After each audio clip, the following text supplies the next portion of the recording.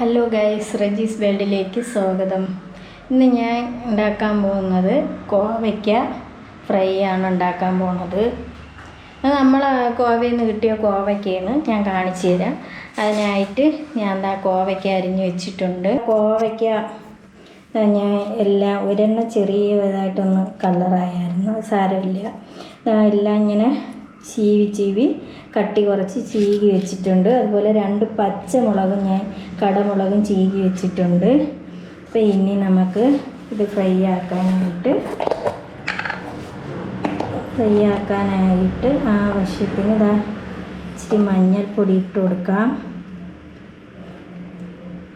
മുളക് പൊടി ഇതിൽ കാണാനൊരു ഭംഗി കാണും. ഞാനങ്ങനെ കുറച്ച് ദിവസം കൊണ്ട് വിചാരിക്കണം കോവയ്ക്ക് കിടക്കണമെന്ന് ഫ്രൈ ആക്കിയാലോ എന്ന്.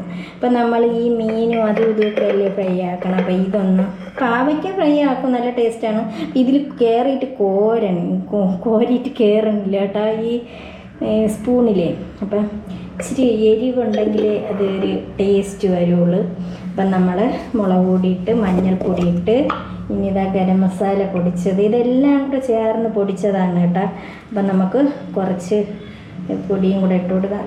കുറച്ച് ഉപ്പ് ചേർത്ത് നമുക്ക് മിക്സ് ചെയ്യാം. ഉപ്പ് ചാറാണ് ഞാൻ ചേർക്കുന്നത്.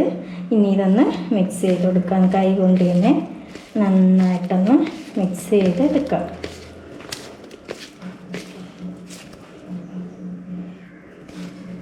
ഇനി എന്താ ചെയ്യാം, നമുക്കൊരു ലേശം വെളിച്ചെണ്ണ കൂടെ അതിലോട്ടൊന്ന് പുരട്ടി കൊടുക്കാം. ഒരു മയം കിട്ടാൻ വേണ്ടിയിട്ട് ഇച്ചിരി വെളിച്ചെണ്ണ കൂടെ പുരട്ടിയിട്ട് വീട്ടിയതിന് ശേഷം നന്നായിട്ടൊന്ന് ഇളക്കി യോജിപ്പിച്ച് 10 മിനിറ്റ് നേരമെങ്കിലും ഇത് വെച്ചേക്കണം. എണ്ണ ചൂടായിട്ടുണ്ട്. ഇനി നമുക്കിത് എണ്ണയിലോട്ട് ഇട്ട് കൊടുക്കാം. അതുകൊണ്ടല്ലോ തീ ഉറക്കില്ല. നമ്മൾ ഈ കണവയൊക്കെ ഇടുന്നതാണ്. കണവയൊക്കെ ഫ്രൈ ആക്കൂലേ. അപ്പോൾ ഒരുമാതിരി ആദ്യം ഒന്ന് എണ്ണ ഒന്ന് പൊട്ടിത്തെറിക്കാനുള്ള ഇതൊക്കെ ആവും. ഇനി എല്ലാം ഇടാൻ പറ്റുമല്ലോ.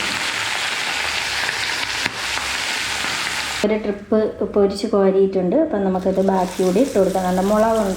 മുളകും എല്ലാം കൂടി ഒന്ന് ഇത് ബാക്കി കൂടി ഫ്രൈ ആക്കി എടുക്കാം.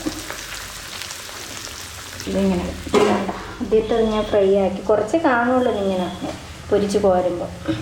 വേണ്ട, ഇത് മതി മക്കളെ ചോറ് കഴിക്കാൻ.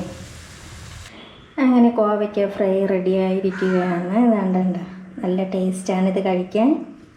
ഇത് മാത്രം മതി ചോറ് കഴിക്കാൻ. അപ്പം എല്ലാവരും ഇത് ഇങ്ങനെ ഉണ്ടാക്കി നോക്കണം.